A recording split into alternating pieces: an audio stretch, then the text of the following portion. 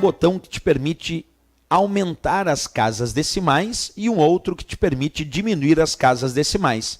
Vamos estudar esses dois botões, primeiro reconhecendo o botão e verificando qual é o nome correto de cada um deles aqui no Excel 2010. Então acompanha comigo. Primeiro vamos digitar um valor 7,2 e agora eu vou te apresentar os botões. Esse primeiro, que tem a setinha apontando para a esquerda, é o aumentar casas decimais. Aumentar casas decimais. E o ao lado é o botão diminuir casas decimais, que tem a seta apontando para a direita. Botão diminuir casas decimais.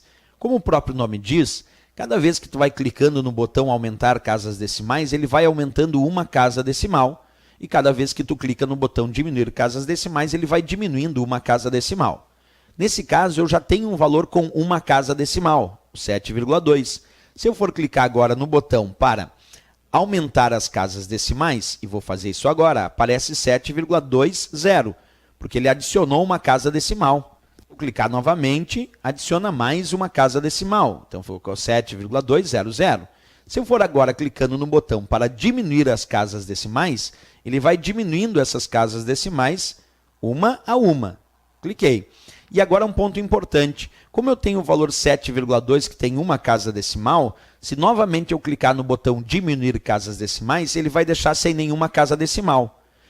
E aqui vai aparecer 7, porque 7,2 é mais próximo de 7 sem nenhuma casa decimal. Mas mesmo assim, para efeito de cálculo, esta célula continuará valendo 7,2.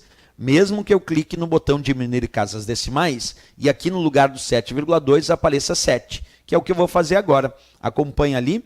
Vamos clicar no botão, então, no botão diminuir casas decimais. Cliquei.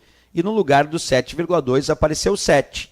Mas se eu observar lá na barra de fórmulas, observa lá, vou até ampliar para vocês aqui, ó, lá na barra de fórmulas, continua aparecendo descrito 7,2, provando que o valor dessa célula é 7,2, mesmo que apareça 7,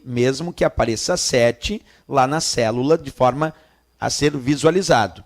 Então, o botão aumentar ou diminuir casas decimais, eles podem até arredondar o valor para efeito de visualização, mas isso não altera o valor real da célula.